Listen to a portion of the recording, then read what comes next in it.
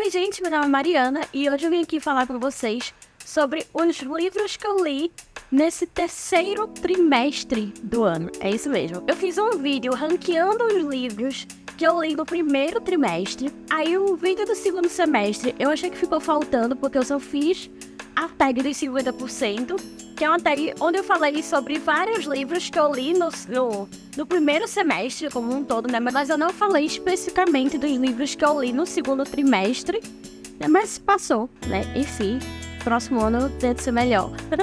Mas aqui estou eu para falar dos livros que eu li no terceiro trimestre, né? Julho, agosto e setembro. E eu devo dizer que os números não são legais, tá? Eu li pouquíssimos livros nesses últimos 3 meses. Eu tive uma queda tremenda, assim, de leituras que eu fiz.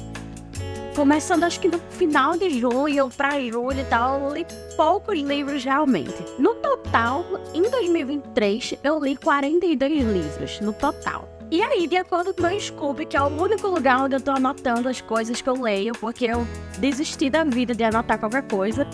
De acordo com o Scooby, eu li 9 livros nos últimos 3 meses. Talvez eu tenha lido 10, mas aí eu não sei exatamente se eu anotei ou se eu não anotei. 9 livros, tá? Vou apresentar aqui pra vocês 9 livros, como os lidos do terceiro trimestre. Em julho, no dia 10 de julho, eu terminei de ler The Frugal Wizard's Handbook for Surviving Medieval England, do Brandon Sanderson, que é o segundo livro do projeto secreto dele, tá? Não sei se vocês sabem, mas o Brandon Sanderson tá lançando, na verdade já lançou, né, 4 livros especiais de um projeto secreto. Ele escreveu esses 4 livros durante a pandemia e aí lançou esses livros e vários outros itens especiais durante esse ano. Pessoas que assinaram no Kickstarter dele estão recebendo os livros físicos, estão recebendo e-books, estão recebendo brindes. Esse livro do Projeto Secreto, esse segundo livro, é o mais fraquinho dos livros do Brandon Sanderson, tá? Tanto desse Projeto Secreto quanto dos livros do Brandon que eu já li, assim, como um todo. Ele não faz parte da Cosmere, que é aquela coisa toda, né? Aquele universo inteiro que o Brandon colocou as histórias dele. Então esse livro é como se fosse um material de viagem de uma pessoa que tá perdida na Inglaterra medieval. Então essa pessoa, esse homem, né, acorda sem saber o nome dele, sem saber o que aconteceu, sem saber onde ele tá. E ele tá na Inglaterra medieval, que foi feita especificamente como se fosse uma viagem turística, sabe? Então, no mundo em que esse cara vive, existe essa empresa que faz viagem no tempo e no espaço, né? Mandando pessoas de acordo com os pacotes que elas compram. E aí elas podem viajar pro país dela, sendo que em outro tempo elas podem viajar pro mesmo tempo delas, só que em outro país. Então, existem várias opções. E aí esse cara, ele comprou o pacote, né, de ir para a Inglaterra medieval, ou ir talvez para algum lugar medieval, mas ele acaba caindo na Inglaterra medieval. Mas alguma coisa dá errado que ele não sabe exatamente o que ele está fazendo lá, né? Então a gente vai descobrindo junto com ele, né, o que é que ele está fazendo, quem ele é, na verdade, primeiramente, quem ele é, o que é que ele está fazendo ali, por que ele escolheu aquilo e por que a vida dele é daquele jeito, né, do jeito que tá agora, que ele também não sabe o que aconteceu. Então esse foi um livro que eu li em junho desse ano. Eu dei 3 estrelas e meia, tá? Não é um livro ruim, porque o Brandon Sanderson escreve muito bem. A história dele é interessante até certo ponto, mas pra mim, pelo menos, eu fiquei com a sensação de que eu não consegui me conectar com o personagem principal, né? Essa coisa de saber junto com ele quem ele é e o que é que ele tá fazendo não funcionou pra mim naquele âmbito específico. Não rolou. Aí também em julho eu li o livro Ring Shout, Grito de Liberdade, do P. Djeli Clark, que é o mesmo autor de Mestre dos Dunes, que eu vou ler esse mês, inclusive. Esse livro foi lançado pela Dark Side, com tradução do Bruno Ribeiro, e eu li esse livro em uma leitura coletiva junto com o pessoal do Resenha dos Sonhos, né, que a Tamires faz Buddy Reads, né, leituras coletivas todo mês, né? Em julho ela escolheu esse livro e eu li com ela. E eu gostei bastante desse livro, apesar de algumas coisas terem me incomodado, assim, sabe? Mas é um livro fácil de ler, é um livro rápido de ler. É um livro até mais divertido do que aparenta pela capa, né? E pela temática central, né? Por assim dizer. E aqui nesse livro a gente vai ter uma personagem principal que é a Marise Boudreau. Eu chamo ela assim, não sei se o nome dela é assim mesmo que se fala, tá? E ela vive nesse mundo alternativo que é na Geórgia, nos Estados Unidos, mas não é exatamente a Geórgia, né? É um mundo alternativo. No começo do século XX, 1910, 1920, alguma coisa, tá tendo lei seca nos Estados Unidos, tá? Então é nesse tempo. Nesse mundo alternativo existe lei seca também. Mas o que diferencia esse mundo alternativo do mundo real é que nele existem monstros. E a Marise, com outras pessoas, com outras amigas dela, vai saindo pelo mundo pra matar esses monstros que ela carinhosamente apelida de Ku Kluxes, tá? Então, você vê aí que a temática do livro, apesar de ter uma coisa meio fantástica, é bem real. E isso foi um ponto que eu realmente gostei nesse livro, tá? Essa coisa de pegar um assunto bem difícil, né? Que permeia a nossa história, assim, desde sempre, que é o racismo, né? E trazer esse assunto, né, revestido de uma camada de fantasia. Eu gostei dessa parte. Apesar de ser uma história fantástica, logicamente tem muita coisa real, né? Tem muitos sentimentos reais. E como eu disse, é um livro bem divertido que eu realmente não esperava desse livro. Aí ainda em julho eu li 2 livros da Tessa Bailey. Eu li primeiramente o Secretamente Sua, que foi lançado aqui no Brasil pela Intrínseca já, com tradução da Isadora Próspero. E depois eu acabei pegando o outro livro dessa duologia da Tessa Bailey, né? Que assim, não é exatamente a continuação da história do primeiro livro, mas é uma história que se passa no mesmo local e tem personagens que meio que se conhecem, né? Eles não são conectados exatamente, mas eles se conhecem. Então eu peguei esse segundo livro, que é o Unfortunately Yours. Nossa, é muito difícil falar Unfortunately. Tá, ainda não foi lançado aqui no Brasil, mas com certeza a Intrínseca vai trazer esse livro também, já que ela trouxe outros 3 livros da Tessa Bailey, né? Então eu li em inglês mesmo, eu li em e-book, eu gostei bastante. Ambos os livros foram 5 estrelas pra mim. Eu gosto muito da narrativa da Tessa Bailey, de como ela constrói o desenvolvimento dos personagens e como ela faz essas histórias, sabe, que se conectam pelas pessoas que se conhecem e estão na mesma cidade e tal, mas não é realmente continuação de uma história ou de outra. O Secretamente Sua vai contar a história de 2 pessoas que se conheceram lá no ensino médio, sabe? Quase rolou um beijo, mas nunca rolou o beijo realmente. E aí essas 2 pessoas se encontram muitos anos depois, já adultos, né? Já com carreiras consolidadas e tal. E uma delas, que é a Halle, ainda pensa bastante nesse cara que quase deu um beijo nela, tá? E ela fica pensando nesse beijo e tal. E o cara, que é o Julian, não lembra exatamente desse quase beijo que rolou há 15 mil anos atrás, mas assim que bota os olhos na Halle, depois de tantos anos, né? Demora um pouco pra reconhecer ela, mas acaba reconhecendo e tem sentimentos por ela mesmo assim. Então a Halle é uma paisagista dessa cidadezinha pequena que eu não lembro o nome da cidade, mas é uma cidade conhecida por suas vinícolas. E o Julian é o herdeiro de uma dessas vinícolas, né? Ele faz parte da família Voss e é dono de uma vinícola muito boa que a Halle conhece muito bem. Só que ele, na verdade, não tem nada a ver com essa vinícola porque ele é professor. Na verdade, acho que ele é professor. E aí ele tira um ano sabático pra tentar escrever um livro. Acho que é isso. E aí, quando ele tira esse ano sabático, ele vai pra casa da família dele, pra casa dessa vinícola, pra ficar lá escrevendo o livro dele. E aí eles vão desenvolver um relacionamento, né? Porque a Halle vai cuidar do jardim da casa dele e ele vai estar lá naquele momento, sabe? E o segundo livro, que é o Unfortunately Yours, vai contar a história da irmã do Julian, que também tá lá na vinícola, apesar de ter uma carreira consolidada. Ela tá passando um tempo na vinícola, tá tendo uns problemas e tal. E a situação dela com a família é um pouco mais complicada do que a situação do Julian com a família, que é mais uma coisa de indiferença. E aí é engraçado porque essa história é uma história muito contemporânea, sabe? É uma vinícola, é uma coisa muito moderna, né? Eles estão tentando modernizar a vinícola, inclusive. Essa segunda história, principalmente, fala muito do mercado financeiro, de como a Natalie, né, que é a protagonista do segundo livro, irmã do Julia do primeiro livro, ela tem uma carreira muito boa, mas aí ela acaba perdendo o emprego, né? Tá passando por uns problemas. E aí ela quer retornar a esse mundo, né? De Nova York, do trabalho dela e tal. E tá fazendo um plano.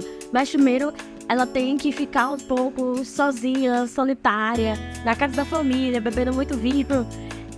Apesar de todas essas coisas que são muito modernas, esse livro traz um casamento falso, porque a Natalie tá precisando de dinheiro e para ter a herança dela, o pai dela pediu em testamento não, porque ele não tá morto, acho que em algum contrato, alguma coisa assim, que ela esteja casada, sabe? Então assim, eu achei interessante, achei engraçado essa coisa de ser muito moderna e ao mesmo tempo trazer esse clichê que não passa sinais de modernidade, né?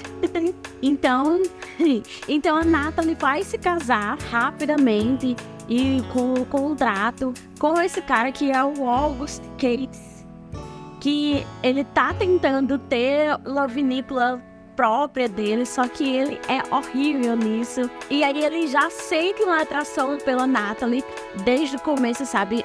No primeiro livro, inclusive, ele já se conhece. No livro Secretamente Sua, né? Ele já se conhece, você já vê a Natalie e o August conversando e tal, se conhecendo, pra nesse segundo livro desenvolver o relacionamento deles e tal, né? E aí vai ser essa coisa de casamento falso pra conseguir o herança. E aí eles vão desenvolver esse relacionamento, vai ser muito legal, vai ser muito divertido. E também vai tocar em problemáticas familiares, né? Vai tocar em umas problemáticas bem interessantes. Eu gosto muito desse estilo da Tessa Bailey, de trazer um livro romântico, né, que traz um desenvolvimento de personagens muito interessante e que tem algumas problemáticas que, assim, ela não vai desfiar longamente sobre os problemas e tal, mas vai ser interessante ter esses problemas como plano de fundo. E aí o parceiro, a parceira vai ajudar, né, a protagonista ou o protagonista a passar por esses problemas e tal. Em Secretamente Sua, inclusive, tem umas cenas muito delicadas e muito bem escritas, né, sobre a problemática que o Julian passa.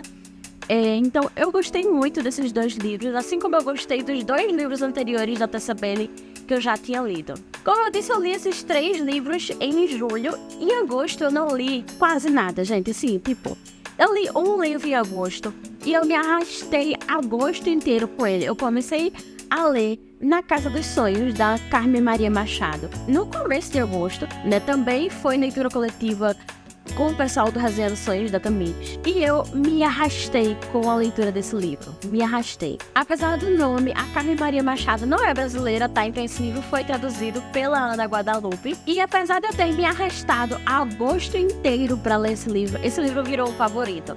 Mas virou um favorito porque ele foi muito doloroso, sabe? Ele foi uma facada atrás de outra facada. Ele é um livro muito pesado. Ele é uma não ficção, mas a Carmen Maria Machado, ela escreve tão bem que pra mim passa como ficção. E eu gostaria muito que fosse ficção, tá? Eu gostaria muito de saber que ninguém passa por aquilo que a Carmen Maria Machado passou e que ela conta nesse livro, né? Esse livro é autobiográfico. Então, a Carmen Maria Machado, em Na Casa dos Sonhos, vai contar como ela começou e como foi o desenvolvimento de um relacionamento que ela teve com outra mulher e que foi um relacionamento abusivo, de várias formas. Eu vou ler uma parte da sinopse que eu acho muito interessante e que resume bem o livro para vocês. Carmen se apaixonou por uma mulher que parecia maravilhosa. Elas fazem sexo, viajam juntas, conhecem as respectivas famílias, mas que acaba se tornando opressiva e aterrorizante, apesar de ainda sedutora. Embora seja difícil resistir ao charme da companheira, a autora cada vez mais se dá conta de que os limites autoimpostos, aquelas balizas que fazem dela a pessoa que quer ser, estão sendo ignorados. Então, assim, esse livro, pra mim, foi uma facada, página depois de página. Tem umas partes nesse livro que eu tive que respirar fundo, eu tive que engolir em seco, sabe? Então, foi um livro muito pesado pra mim. Eu acho que é um livro muito pesado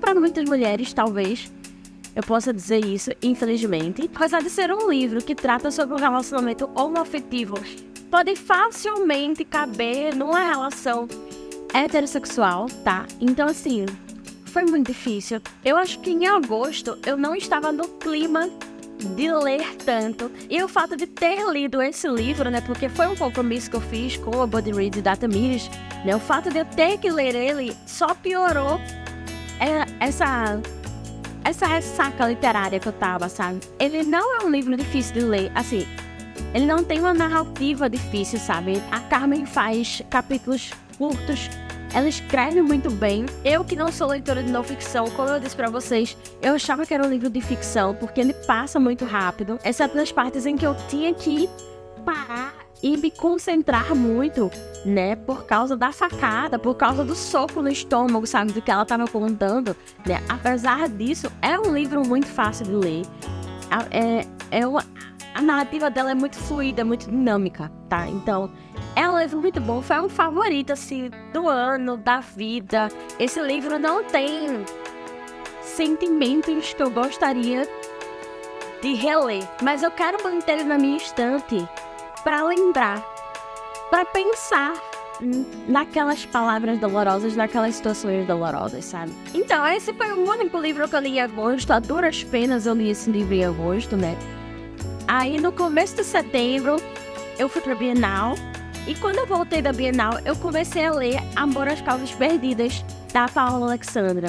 Esse foi um dos livros que eu comprei lá na Bienal, que eu autografei lá na Bienal, né? Então, no aeroporto mesmo, quando eu tava voltando pra cá, do Rio de Janeiro pra São Paulo, eu já comecei a ler e eu gostei bastante e eu me empolguei e eu li esse livro em 2 dias, tá?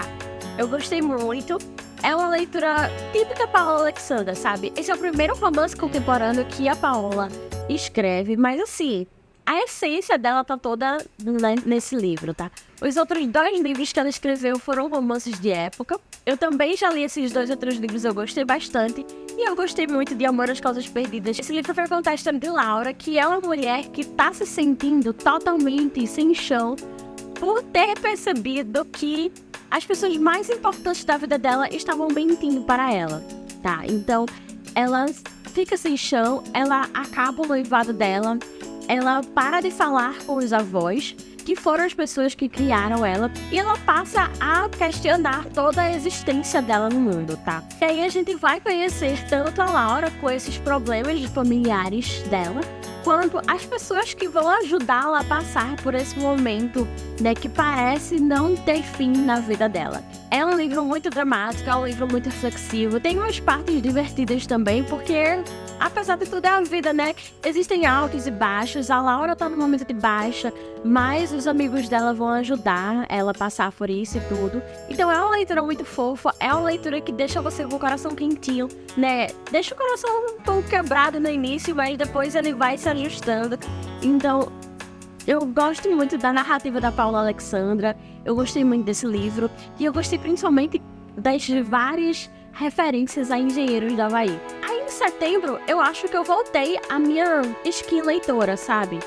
Eu finalmente em setembro, terminei de ler Ship of Magic, da Robin Hobb, que é o primeiro livro da segunda trilogia da Robin Hobb. Essa segunda trilogia se chama The Live Ship Traders, né? A Suma vai lançar essa segunda trilogia, mas ainda não começou. E eu tava lendo esse livro fazia muito tempo, acho que eu comecei a ler esse livro em julho, gente. Só que como eu lia no e-book, aí eu lia normalmente quando eu ia dormir, às vezes eu tava com muito sono. E aí teve agosto, aconteceu, né, que eu não lia absolutamente nada. Então assim, eu consegui terminar em setembro, tá? Consegui terminar esse livro em setembro.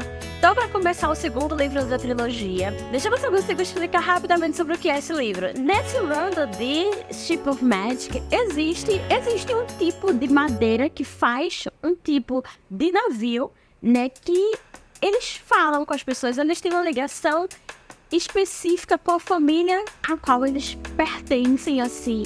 Então,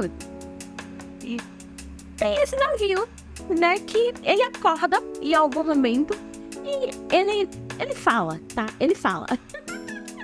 O navio fala, o navio sente as coisas que estão acontecendo dentro dele, o navio sente as emoções das pessoas com quem ele tá conectado, né, das pessoas da família dele. E eu tô dizendo que é o navio, mas, por exemplo, o navio, personagem principal dessa história é, na verdade, uma mulher. Ela se chama Vivácia e ela faz parte da família Vestrit, que tem a Altia. Então, O pai da Althea, eu não sei se vocês falam Althea, Althea, enfim, eu chamo de Althea. Quando começa esse livro, a Althea está a bordo de Vivácia, só que Vivácia ainda não fala com ela. Por quê? Porque para os navios vivos, vamos chamar de navio vivo, tá? Para que os navios vivos comecem a falar, se eu não me engano, 3 pessoas da linhagem da família precisam morrer dentro do navio, tá? Precisam morrer no local lá do navio, que eu esqueci o nome, né? Na frente dele, tá? E isso ainda não aconteceu, mas está prestes a acontecer, porque o pai da Althea está morrendo, tá? Então, a Althea tá lá no navio, tá voltando pra casa, né? Sabendo que o pai dela tá em más condições. E aí, a Althea acha que ela vai ser a próxima capitã do navio, né? O atual capitão do navio é o cunhado da Althea, tá? É o marido da irmã mais velha da Althea. Só que a Althea acha que assim que ela chegar na cidade dela, né? Assim que ela falar com o pai dela, ela vai herdar o navio, né? E ela vai ser a capitã do navio. Só que isso não acontece, né? E aí as coisas vão se degringolar a partir disso. Porém, além do ponto de vista da Althea, a gente tem outros, se eu não me engano, 3 ou 4 pontos de vista, tá? Então, assim, eu não vou falar sobre todos aqui, porque esse é só um vídeo, né, de resumo de leituras, mas eu posso dizer que é um livro muito, muito, muito bom, né? Com personagens complexos, com dinâmicas complexas. Esse primeiro livro, para mim, foi um livro bastante introdutório. O segundo e o terceiro livro dessa trilogia devem ser ainda melhores, tá? Eu acho que isso que eu falei sobre os navios e sobre a Althea é o raso do livro. Tem muito mais coisa acontecendo, tem muito mais camada que vai sendo adicionada ao longo do livro, tá? Então, é um livro imenso, tem 800 e poucas páginas esse livro, tá? Mas vale muito a pena, principalmente porque esse livro vai dar espaço, né? Vai dar contexto para os próximos livros que vão vir. Eu acho que eu disse no começo, né, que essa é a segunda trilogia da Robin Hobb. A primeira trilogia, que é a Suma, já lançou os 2 primeiros livros, né? Vai lançar o terceiro livro da primeira trilogia. Não sei se no final desse ano de 2023 ou no começo de 2024, mas vai lançar muito em breve. A primeira e a segunda trilogias, elas se conectam. Não exatamente porque os personagens se conhecem ou se veem assim, mas a primeira trilogia se passa nos 6 ducados, né? Numa parte X do mapa. E a história de Ship of Magic, né? A história dos Live Ship Traders, ela se passa, acho que é mais ao sul dos 6 ducados, tá? Então eles falam a guerra que tá acontecendo nos 6 ducados. Eles citam nesse primeiro livro, tá? Nada de spoiler, não tem nada. Você pode até começar a ler Robin Hobb por esse livro, sem ter lido a primeira trilogia. Você não vai pegar nenhuma informação, nenhum spoiler e tal. Essa pode ser uma porta de entrada. Mas saiba que em algum momento eles vão ser citados, né? Então, enfim, você vai poder conhecer os 2 mundos. Aí em setembro eu também li The Neighbor Favor, da Christina Forrest, tá? Esse livro já foi lançado aqui no Brasil pela editora Verus, mas eu não li em português, eu li em inglês, tá? E eu gostei bastante, apesar de ter algumas coisinhas aqui e ali que pra mim ficaram em falta, ou pra mim que foram demais.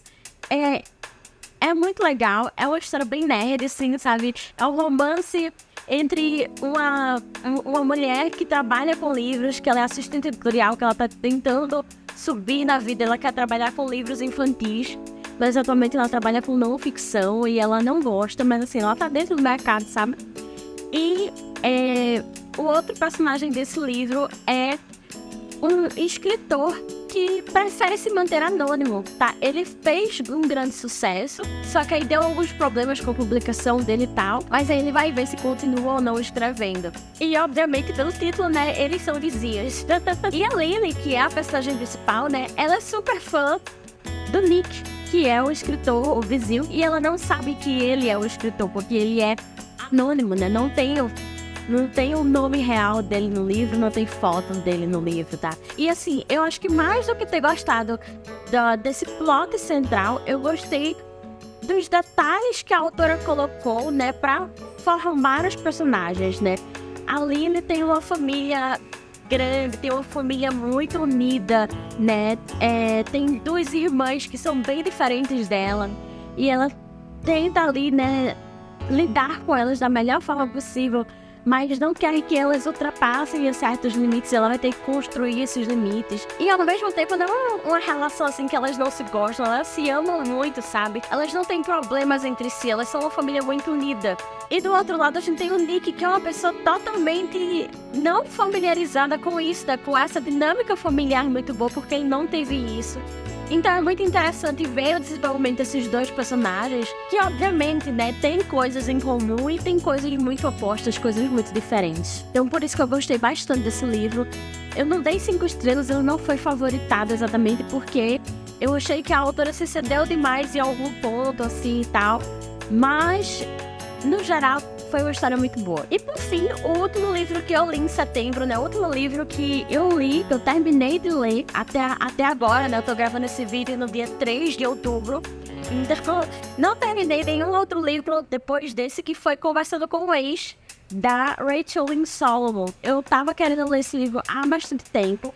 Não tem o nome de quem traduziu esse livro na Amazon. Quando eu estiver editando, eu vou deixar o nome do tradutor aqui. E acho que isso reflete bem uma coisa da edição desse livro. Quem publicou esse livro foi a editora Rua do Sabão. Eu acho que eles estão começando a publicar livros assim, mais trade, mais de romance, assim, sabe? Eu não conhecia eles por esse ramo. Nunca tinha lido um livro da Rua do Sabão. E eu não gostei da edição deles, assim, eu não gostei da tradução, não gostei da revisão, tá? Eu achei que ficou muito, muito, muito aquém das expectativas. Eu até quero ler esse livro em inglês, de novo, pra ver assim, se vai ser uma experiência melhor pra mim. Apesar de eu ter gostado bastante da história, mas eu notei muitos erros, tá? Eu notei muitos erros e eu acho que foram erros inadmissíveis. Eu digo inadmissíveis porque, assim, são 3 pessoas, no mínimo, né, que passaram por esse processo editorial, né? O tradutor escreveu alguma coisa, ele poderia ter relido, né? A pessoa que traduziu poderia ter relido, poderia ter visto, isso aqui não tá muito bom. Depois o tradutor passou pelo menos pelo preparador de texto, né? O preparador de texto tinha que pegar várias dessas coisas, tá? Não tô dizendo de ortografia, não tô dizendo de gramática, mas tô dizendo, assim, de construção de frases mesmo, tá? E aí, depois, teria no mínimo um revisor, uma pessoa revisando, pelo menos, um mínimo, na verdade o mínimo são 2, mas enfim. Teria que ter pelo menos um revisor, né, pra pegar as coisas mais específicas de gramática, de ortografia, pra lapidar o trabalho que o preparador do texto começou a fazer. E isso não aconteceu, gente. Definitivamente não aconteceu. A história é muito boa porque é uma história de 2 pessoas que trabalham juntas em uma rádio. Uma delas, que é a Shay, tem uma ideia, né, para renovar os ares da rádio, né? Ela tem a ideia de fazer um programa em que 2 pessoas que já namoraram, agora que 2 pessoas que são ex-namoradas, façam um programa falando sobre relacionamento, né? Para eles pensarem o que é que deu errado com eles e pensarem no que deu errado com as outras pessoas também, né? O chefe da Shay diz que ela vai se juntar com o colega de trabalho dela, que é o Dominic. Eles nunca namoraram, mas eles vão fingir que namoraram e agora se separaram, né, pra fazer esse programa juntos. Então, é uma história muito legal, muito interessante, principalmente porque tem um ar meio anos 90, sabe? Essa coisa de falar em rádio, falar de programas de rádio, é uma coisa... E até eles falam de fazer um podcast também, então assim, não é uma história de 20 anos atrás, sabe? Meu Deus, 20 anos atrás. Nem é tanto tempo assim. Mas assim, não é uma história não atual, não vou dizer antiga, não atual. É uma história atual, mas que fala sobre programas de rádio, sabe? Fala sobre a rádio que não passa nos streaming, sabe? Então eu achei bem interessante isso, eu achei bem interessante essa temática que a autora trouxe. E aí a gente vai ver esse desenvolvimento de relacionamento meio que às avessas, né? Porque os 2 personagens principais, eles começam como se fossem ex-namorados, mas na verdade eles nunca namoraram. E aí eles vão ter que desenvolver, eles vão ter que conviver mais e conversar mais para descobrir coisas sobre eles mesmos, né, sobre um e o outro, né, para que eles possam parecer ex-namoradas, né? E com isso, com esse desenvolvimento às avessas, eles começam realmente a desenvolver um relacionamento. Então, eu achei muito interessante. Infelizmente, a edição deixa a desejar, né? Mas eu indico a história. Eu até achei estranho, porque essa autora não tá sendo publicada aqui. Outros livros dela saíram pela Galera Record, né? Então, não entendi porque esse livro especificamente saiu pela Rua do Sabão. Será que eles já tinham os direitos? Ou então conseguiram os direitos desse especificamente e a Galera Record comeu bola? Enfim, eu gostei muito e essas foram as minhas 9 leituras do terceiro trimestre de 2023. Falei demais, né? Eu vou ter que cortar algumas coisas aqui, mas espero que vocês tenham gostado dessas indicações, dessas minhas leituras.